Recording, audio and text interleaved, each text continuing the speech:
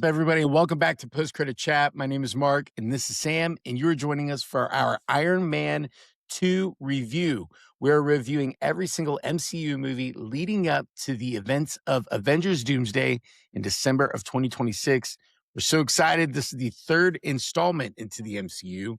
We have already gone over Iron Man, Incredible Hulk, and here we are for Iron Man 2. Sam, we're doing it. We're doing it. Hey, listen, man, we're 3 movies in. We're so close to the end, man. Just a couple more movies, right? Not a whole lot more to go through. Yes. Well, at least now we can kind of start ranking them, It's That's like fair. Iron Man and the Hulk, it's like, we knew how those are going to land. Yeah, I got to say, it does. I mean, it gets more fun and like complicated the further in we get because we do have more of those villains. We got more of the movies, the post-credit scenes that we get to review. And so I completely agree. I'm excited for it. The post-credit scenes. The post-credit scenes. It's as if only there was a podcast out there that would, review the post-credit scenes, This is what we were made to do. This is what we're here for. This is why we were put on Earth. So we're here for it. Okay. Well, Iron Man 2, I am looking forward to this, because for me, this is a sleeper movie for me. I think, and I will say the same for Incredible Hulk. When we reviewed Incredible Hulk, I was very much like not a big fan of what that movie was before I rewatched it, and rewatching it, I was like, okay, actually, this movie's actually... It's all right. It's all right. It's not bad. It's not the best, but it's better than what I remember it being. Yes. So here we are for Iron Man 2, directed by Jon Favreau again. My man. We've already gone over this before, but, he is, prior to Iron Man 2, he has directed Zathura, Elf. He directed a movie called Made. He also directed Iron Man, which we already reviewed on the channel. And then after Iron Man 2, he directed The Office, just one episode of The Office, I should say, a movie called Chef and the Lion King. Iron Man 2 released April 26th, 2010. That's a little iffy. I think it actually released May 7th, if I'm not mistaken. What? But April 26th, it released like the red carpet, I think is when it was. Gotcha. And then May 7th was the release in the U.S. But I just put it down there, April 26th, 2010, when I graduated high school. So fun fact. Produced by Marvel Studios and distributed by Paramount Pictures, this is a sequel to the first Iron Man movie, obviously 2 years later. The first sequel in the MCU that we have ever gotten. So this is obviously only the third movie. So a sequel had to come at some point, but knowing now how big the MCU is, I'm wondering if they might regret like putting out the Iron Man movies so quickly. Because that year, like the 2010 era of movies, whenever there was like a good movie that came out, people, companies, they wanted to get out a sequel pretty quickly. Yes. You look at Pirates of the Caribbean, you look at the Fast and the Furious movies or whatever. Even Lord of the Rings was like every year there was a new Lord of the Rings movie, and so... Yeah, man. Oh, The Hobbit, I think. Didn't those come out like 2012, 2013, 2014? I do not remember. They were right, like back to back to back, dude. Let's see. Like, the amount of movies that were getting just churned out in the early 2010s is nuts. Yeah, so The Fellowship of the Ring was 2001, Two Towers was 2002, Return of the King was 2003. The Hobbit was 2012, Desolation of Smaug was 2013, and then 2014 was the Battle of the Five Armies. So That's crazy. Every year, which is cool. Like, I really like that. And I think that benefited them. Yeah. I'm not saying this didn't benefit, Marvel Studios or Paramount, but Iron Man was a big character for them, and they made it work. Like, they told a great story, and the Infinity Stone saga. But it's just funny. I was thinking about that in writing the script. I was like, Iron Man 2 came out pretty quickly. I wonder if they had a full vision of what they thought the MCU would be, or if they're like, hey, we need to get some sequels out there. So, like, people Yeah. loved Iron Man 1. Where's Iron Man 2? Let's go. Yeah. I Maybe. gotta imagine they started writing before Iron Man 1 even came out, though. You It know? probably, yeah. Well, okay, so it's funny you should say that. Jon Favreau, actually, he originally wanted Obadiah Stane, who played the Ironmonger at the end of Iron Man 1. He wanted Obadiah Stane to be the villain for the trilogy of Iron Man. He wanted, he was wanting him to kind of like Obadiah Stane to always be there in all three movies. But Let's really drag this out. Yeah, but to have him as the big bad at the end of, Iron Man 3. But Favreau had a meeting with a guy named Mark Miller, who's one of the comic book writers over in Scotland, I think. He's a Scottish comic book writer. So I don't know where he lives. Here or there, don't matter. But he had a meeting with him, and they came to the conclusion that, all right, Obadiah Stane, Ironmonger is just going to be an Iron Man 1 villain. And then Favreau was looking at, okay, maybe we should make, the oh gosh, what's the villain at the end of Iron Man 3 called? Hold up. Yikes. I feel like the Mandarin. Mandarin, yep. Yeah. So instead of Obadiah Stane and Iron Man 1, he was going to bring in that Mandarin right away. Yes. But Mark Miller kind of talked him out of it because he was like, you're starting off this new Marvel project. Mandarin's a little too fantastical. Why don't you just stay with Obadiah Stane? And that's kind of how they got to just keeping him to be the villain for Iron Man 1. Which I think it worked, did what it needed to do. Yeah. It worked well enough for him to be at our number 1 villain spot for the first 2 movies. Oh, that's true. He's the best, man. He's the best so far. Yeah, absolutely. But anyways, so I thought that was a fun fact. This movie is set 6 months after the events of Iron Man 1. So not only did we get a quick turnaround in a sequel, this takes place very closely to Iron Man 1. Yeah. When I do research on Iron Man 3, I'm going to be really interested to see what the time difference is there, because Iron Man 3 takes place after Avengers 1, Yes. I think. Yeah. There was a pretty big gap there. Right. Okay, so yeah, that'll be interesting, actually. I'm looking forward to seeing that. Okay. Wait a minute.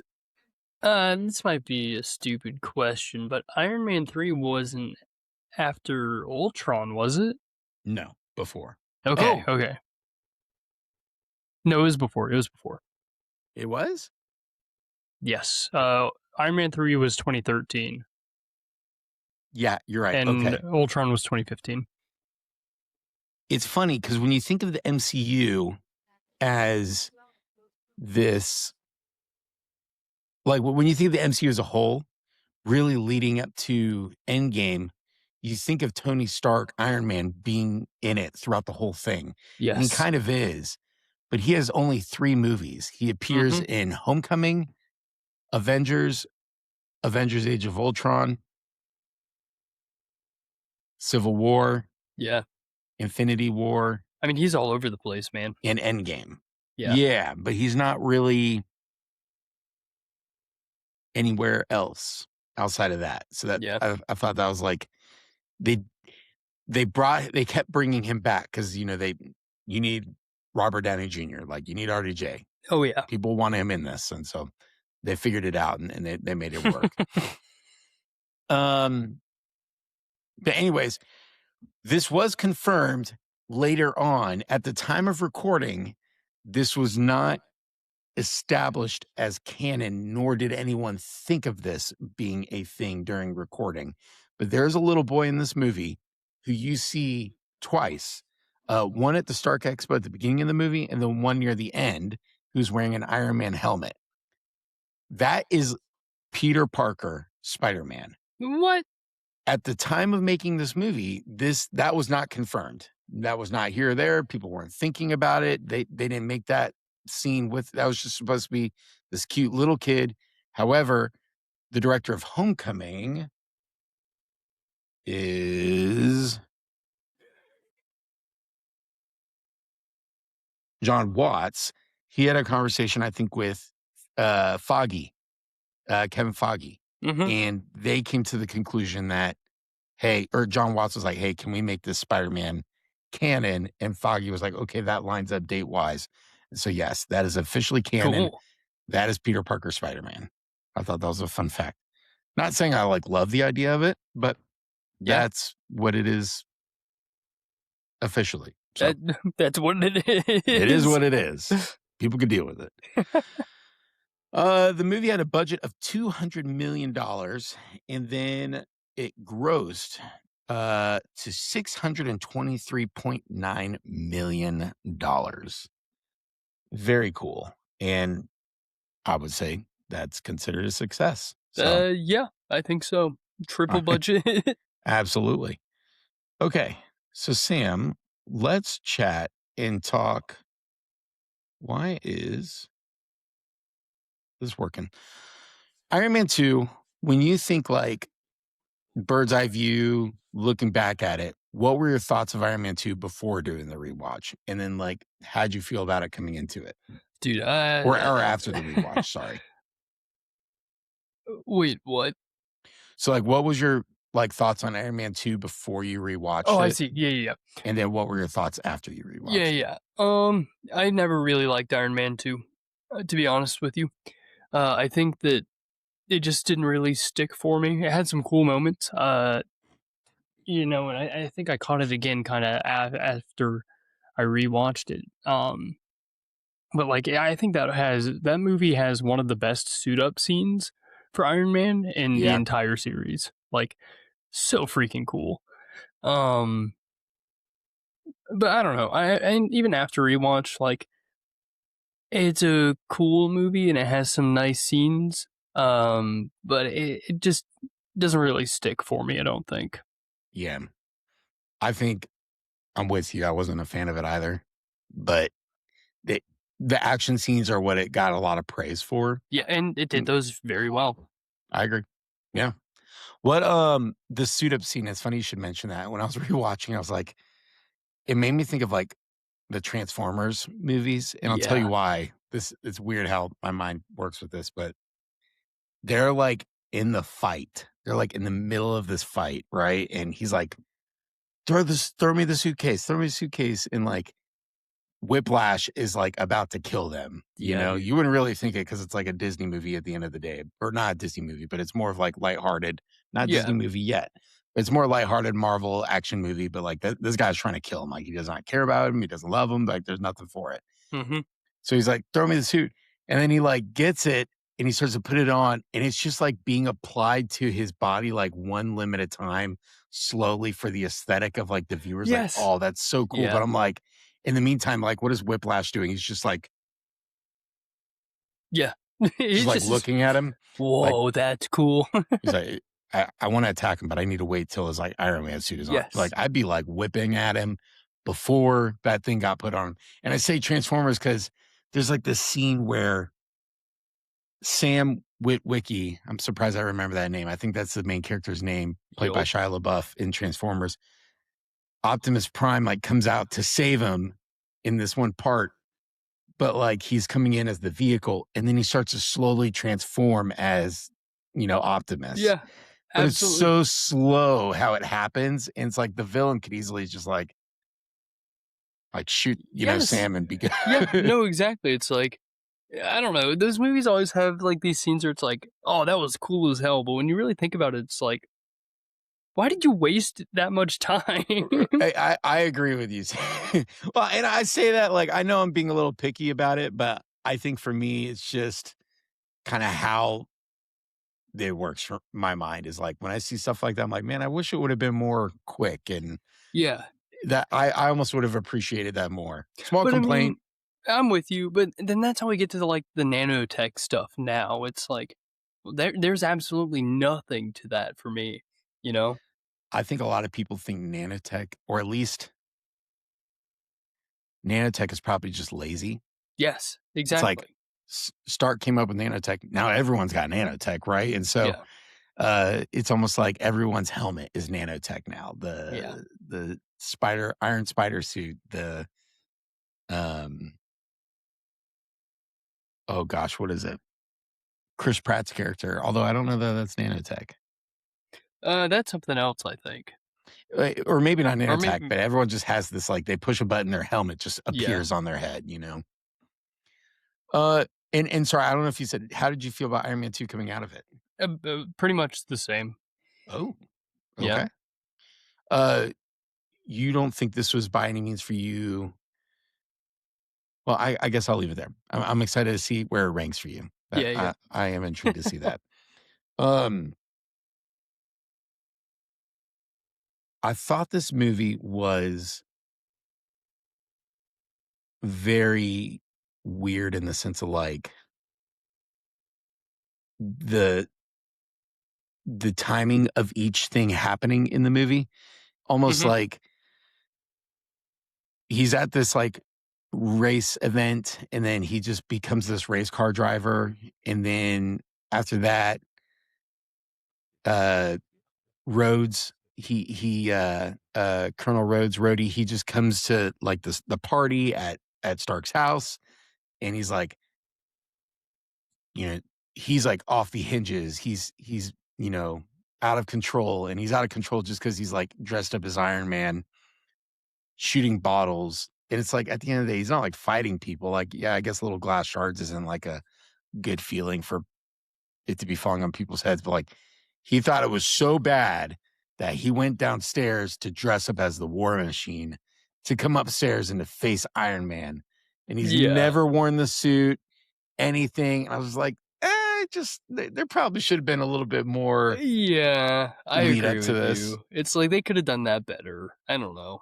Yeah, it felt corny at the end of the day is just kinda how I thought of it, I'm with you. unfortunately. And I think there's a lot of those kind of moments in this Yeah, movie where it's like, mm, I see what they were going for, but it just it kind of the big thing for me with it. It's like it just doesn't stick. It doesn't like hit the beat I think they meant for it to. I agree. I don't think it did by any means. But kinda with that being said, because we did bring up Rhodey, let's kinda go through the cast real quick. We do have, obviously, Robert Downey Jr. Yes, as Iron Man. We have Gwyneth Paltrow as Pepper Potts. We do have Don Cheadle, however, reprising his role as Iron Man, or not as Iron Man, oh, I'm sorry, as and Rhodey. not reprising either, Not right? reprising either. This is his first time in the role. But he is replacing Terrence Howard, I think is that Yes. his name? Yeah. Um, let's see here. I thought this was a fun fact. Trying to pull it up real quick.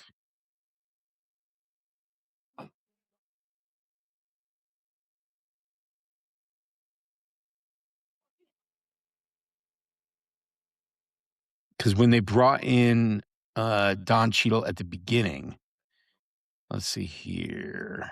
He said, you see Don Cheadle walking on screen into the courthouse, and Tony is like, or no, the Senate guy or whatever in the chair at the end, you know, he's like, all right, well, we have somebody to, you know, hopefully contest and to go with us in this whole trial. And they bring out Rhodey, Colonel Rhodes, and he walks up to Tony and he says, look, it's me. I'm here. Deal with it. And it's almost like an homage if how they like worded that, saying like, I'm not Terrence Howard. It's me. Yeah. Get over it. We Yes. replaced it. Just accept it and move on. I thought that was like a fun little nod right there. I thought that was cool. After this movie, where do you line up? Do you like, you know, Terrence Howard better? Do you like Don Cheadle better? Who did you I enjoy did more? like Terrence Howard a lot, actually. Okay. Um, and like I think Don Cheadle was fine. Actually, I think my opinion of Don Cheadle as Rhodey has changed as a result of shoot, what's it called? The TV show that came out, Uh, Secret Invasion? Secret Invasion. Yeah. And now I'm like, well, this is garbage. It like kind of makes it worse, you know. Um, yeah, I do think that at least in the setting and tone of Iron Man 1, I did like Terrence Howard better. Yeah. What and you kind of jumped into this, but longevity of the MCU, we do see Don Cheadle in as Rhodey indefinitely. Do you think, like, you enjoyed Terrence Howard more than Don Cheadle his whole career as Rhodey? I mean, I don't think so. I think Don Cheadle had some great moments, Okay. and I think a lot of that's a result of how long he spent in the MCU, not necessarily like the quality of his screen time overall. Right. So like he had more opportunities to do more cool things. I agree. Okay. Yeah, I mean, I'm kind of indifferent. I think I would love to have seen Terrence Howard's Rhodey in the MCU and see how Yeah. that would play out. Like, if I could, like, have a side by side and be like, "Ooh, I picked this guy or this guy." But I think Don Cheadle does a great job. I don't once watch I've never watched the MCU prior to this and been like, "I wish I would have given Terrence Howard the job and just paid him what he was supposed to get paid for it," you know? And Yeah. that's kinda why we got Don Cheadle brought in, is because they wanted to rework Terrence Howard's contract. They wanted him to get paid a little less, and he was hoping to get paid more, and he wasn't having that. There's this whole drama where RDJ brought in Terrence Howard into the Iron Man movie and was like, Terrence Howard was then upset that RDJ didn't stick up for him in time, and Yeah. apparently he was going to, but RDJ was late to it.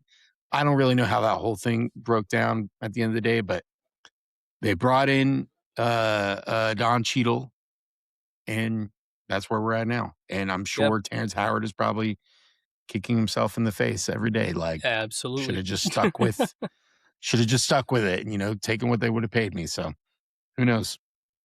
Um, well, we've got Don Cheadle. We got Mickey Rourke as Ivan Vanko / Whiplash. Sam Rockwell as Justin Hammer. He is a great character in this movie. Absolutely. Samuel Yes. L. Jackson as Nick Fury. What were you going to say? No, I was agreeing with you. I think Justin Hammer, great character. He is so, like, off the cuff. Like, and I'd love to Yes. know how much. Like, I was watching that scene where he's like walking in on Ivan, like remaking the robots, and he's like, "Make me a suit that someone could get in." And he walks in, it's like, how does a soldier can't put his head in that? How does a soldier put his head in that? It's like, "Hey, Don, go over there, put your head in that. Here, no, just try it. Just put your head in there." He's like, "See, he can't put his head in that." And he's just like so quick and like how he said, I'm Yes. like, I don't know if that was the script. I wonder if that was just like something he came up with on the spot. But he's clever. He's good, and it makes you feel that. But it also, you love him more for that. So yeah, Justin Hammer was great in this. Samuel L. Jackson as Nick Fury. Scarlett Johansson is brought in as Natalia Rushman. Really, that's her alias, but in the reality of the MCU, she's known as Natasha Romanoff. Yeah, what a great alias. Nobody could decipher that. Exactly. Also known as the Black Widow.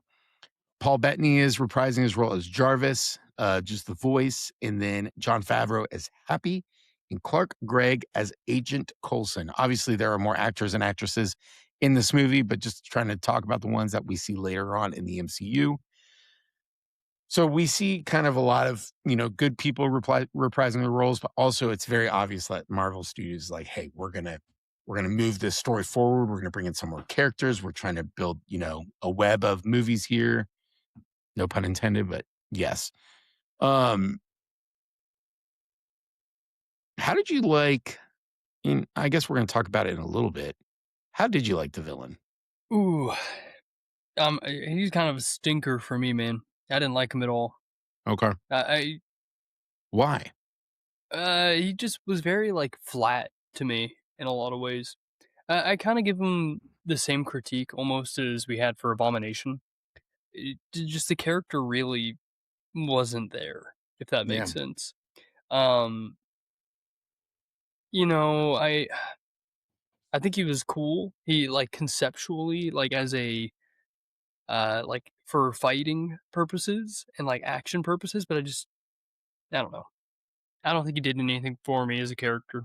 I'm pretty sure he's And a pro wrestler, and so that might have been like one of the reasons they brought him in there, because they wanted somebody yeah, who's like big, burly, and like to fill the shoes of Whiplash and look intimidating. and he And he does does a good that. job at that. Yeah. He does look intimidating, but But yeah, from like a character standpoint, just like And as I say this, I feel like a lot of the early movies did kind of suffer from this. It's Mhm. just there's very minimal villain characterization. Yeah. The One of the reasons why Loki is such a great villain and Thanos is because we see those characters in multiple movies. There's Yes. time to develop their character, their backstory, and progress that further and further.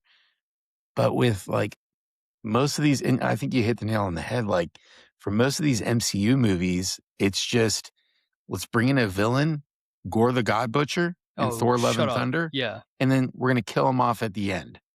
And like Yes. it's so annoying. And I don't uh with the Mandarin for Iron Man 3, or it wasn't really the Mandarin, it was somebody else, but um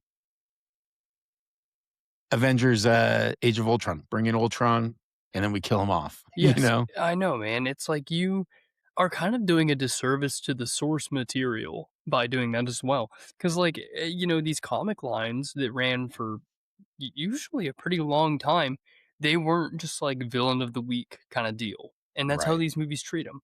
And, I don't know how you get around that in a movie, especially one where, there's an expectation for the hero to win at the end. Right.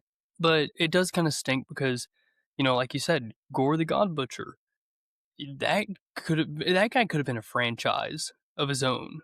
Like, Yeah. you go off his source material, he's a monster.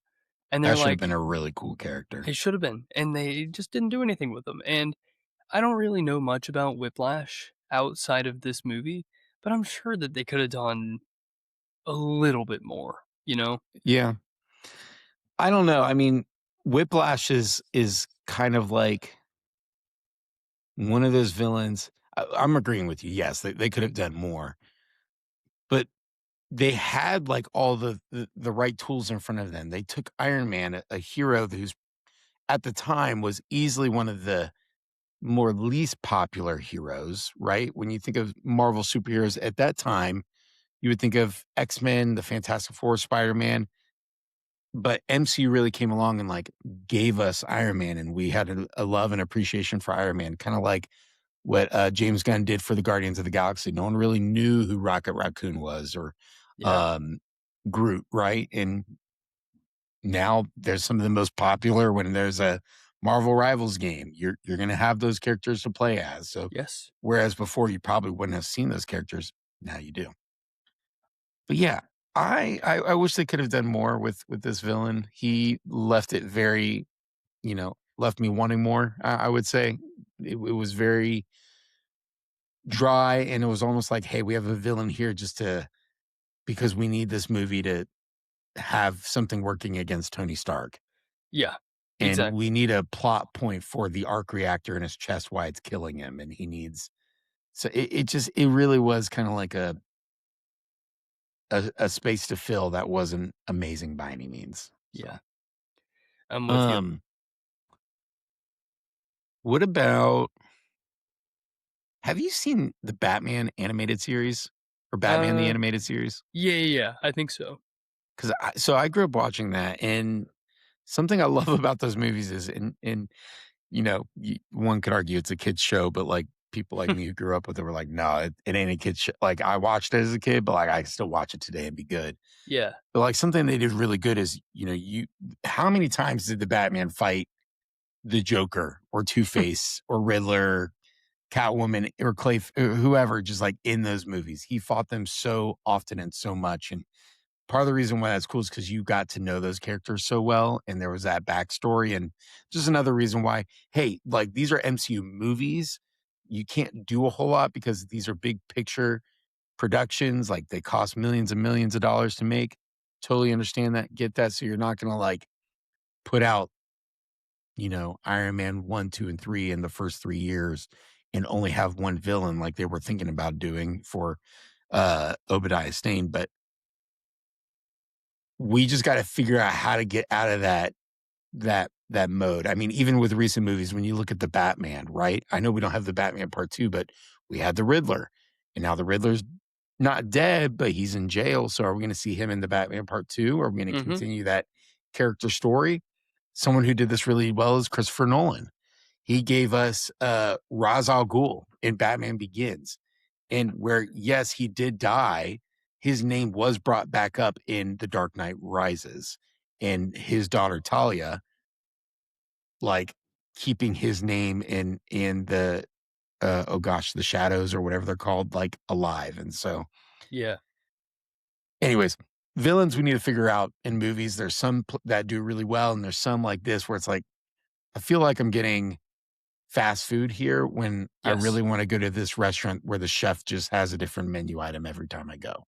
Exactly. It's like you might as well just be called like Villain A, you know? Yeah, Like whatever.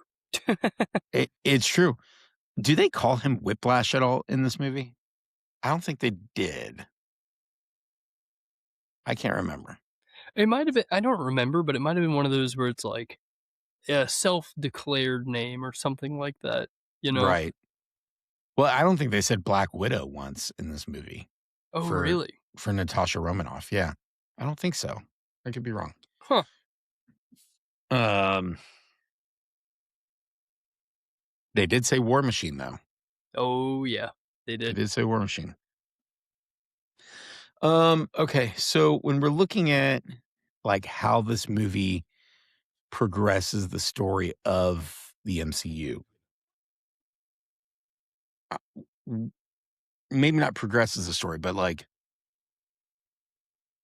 what did this movie do for the MCU for you? Like, when I look at it, we did get Colonel Rhodes as Yeah. War Machine. Yeah. We did get an introduction of Black Widow. Um, I loved the nod to Agent Coulson saying, "Hey, I need to go to Mexico. I'm no longer on this project, so be a good boy, Stark," kind of thing. Like, I thought that was cool. Yeah. So there's progression. Like, this was very much like maybe more of the center of the spider web and connecting to other Elseworld story, or not Elseworld, but just other stories Yeah. in the No, I MCU. see what you're saying. To me, it comes off as like a palette for character introduction, Mhm. more than it does like pushing anything forward. Right. Uh, you know, because they're not going to give Black Widow a solo movie. They're not going to give Nick Fury a solo movie. I mean, I could be wrong at this point. He's only shown up in like post credit scenes, so they had to give him a little more just in movies. You know, um, Yeah. I don't think he was an Incredible Hulk. He was just in the post-credit scene of Iron Iron Man. Man. Yes. So they had to give him a little time before they get into the Avengers stuff like that. Right. Um, I mean, I guess, yeah. For me, that's all it really is. I don't think that it does anything other than develop Tony Stark and introduce new characters. Right. Okay. I agree. That might just be all this movie was Yeah. for the most part. Like, a very lackluster villain. Uh, the writing was not the best in this No, movie, not at all. but we did have those connection points for everything else. And so it just is a shame that Iron Man 2 was the expense of that happening. I wish it was Yes. more of uh like like Iron Man 1, when you think about Iron Man 1, you're like, man, this is a great movie, right? And I wish we would have gotten another one of those. So I agree. Yeah. And I feel like we should address that this movie does have some really cool scenes in it. yeah. Um, this is like, I'm afraid that I'm not gonna mention it, so I'm gonna go ahead and say it. But like the scene with, Iron Man and War Machine, like that team up against those robots is like Yeah. maybe one of the coolest scenes in Phase One. It's so sick, and it's a Yeah. shame that it has to happen in a movie that is really, really mid. Yeah. Lower mid to say. Yes, absolutely. Yeah, I thought that scene was really cool. In like the kind of arguing banter they have going back and forth, like, all right, we need the heavy gun to get up top. And so they both start to move. And it's like, well, Yeah, what are you doing? You're not the heavy gun. I'm the heavy gun. So I thought yeah, that was cool. I did like how like Whiplash lands and then War Machine is like, all right, I've got this. I'm going to hit him with what's he call it? Let's see right here.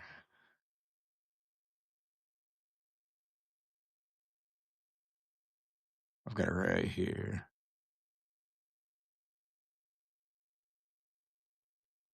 I'll edit. It says I got something special for this guy. He calls it the ex-wife. He shoots him with the ex-wife is what it is. But it was just such a great scene because like what it made you laugh at, I guess, because you see this whole other Yeah. scene with uh oh gosh, what's his name?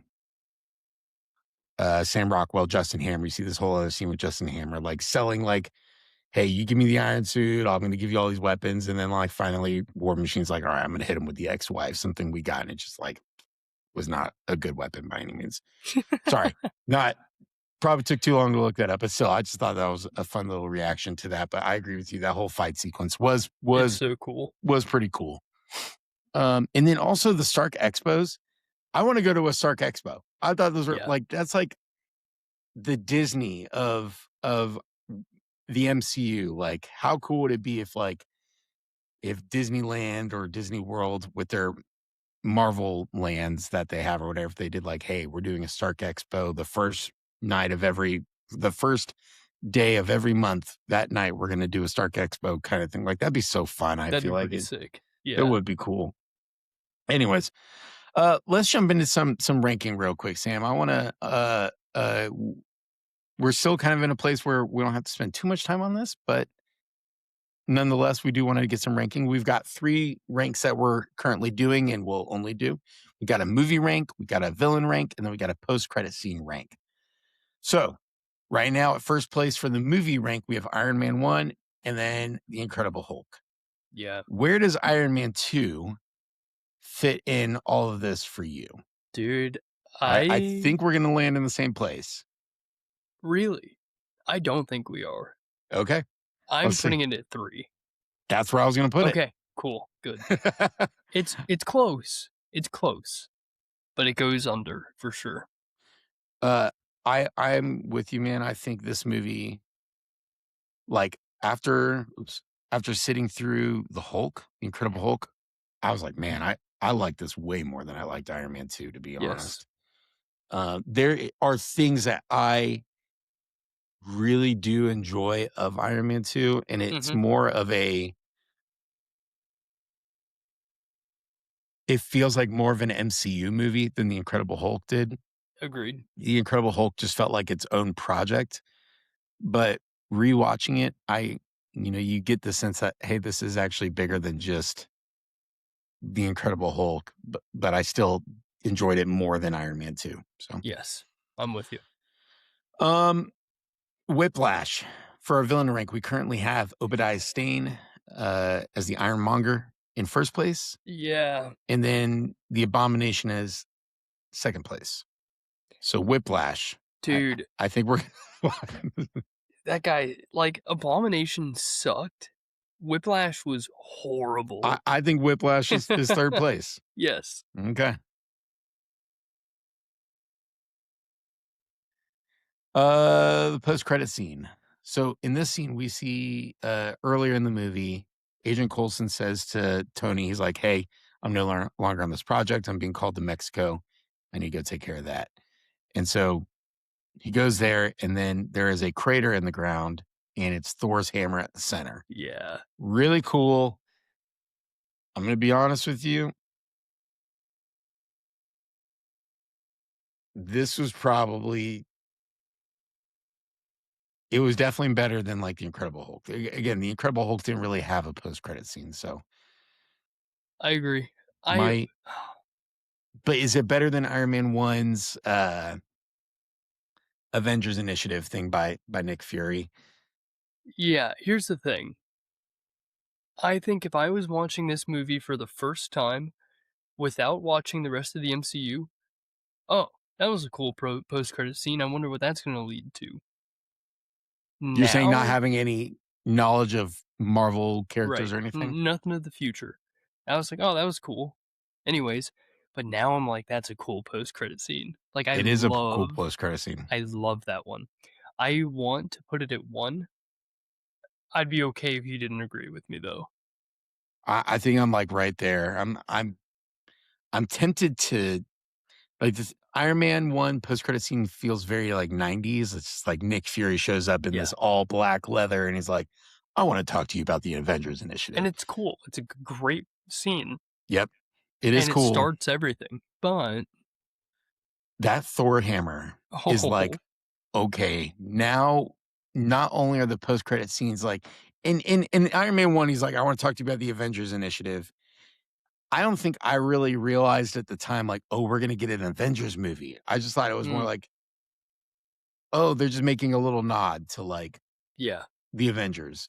But like this is the first time I felt where I was like, okay, wow, the post-credit scene means something. This is what the next movie is gonna be, right? And Yes. so I when I think like post-credit scene, I probably liked it better than Iron Man.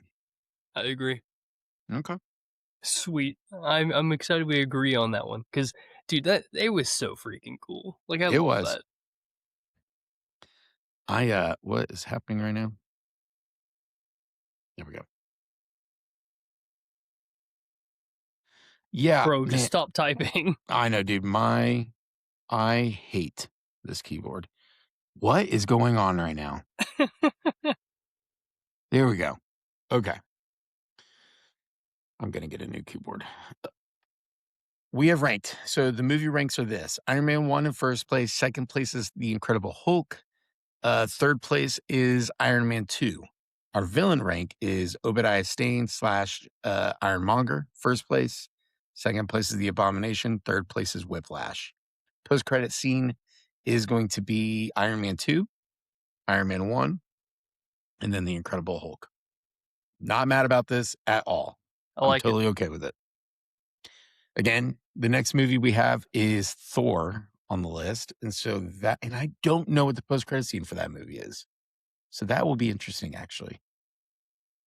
I don't remember that one at all. I don't know. I'm going to look it up. Might be. No, don't look it up. Don't We're look it up. watching it this week. Have some patience. No, I don't. Okay, fine. I'll wait. You're right. I want to look it up. It's probably something Captain America related. I don't think it was. I think what it was is a hint that Loki is alive. Yeah. Right? Because doesn't he die? He died like 5 times, dude. So probably, yeah. I don't remember. Anyways, cool. That's it, guys. Thanks for joining us for our review of Iron Man 2. Next, we've got Thor coming up next weekend. We try to release these every single Monday for your viewing pleasure. So you can find us on all the socials at YouTube, Instagram, TikTok, X, and Blue Sky, all at the handle of Post Credit Chat. So give us a follow, like this video, leave a comment. Do you disagree with any of our ranking, or do you have any extra fun thoughts for Iron Man 2? Or just give us a shout out below and let us know what you're eating for dinner.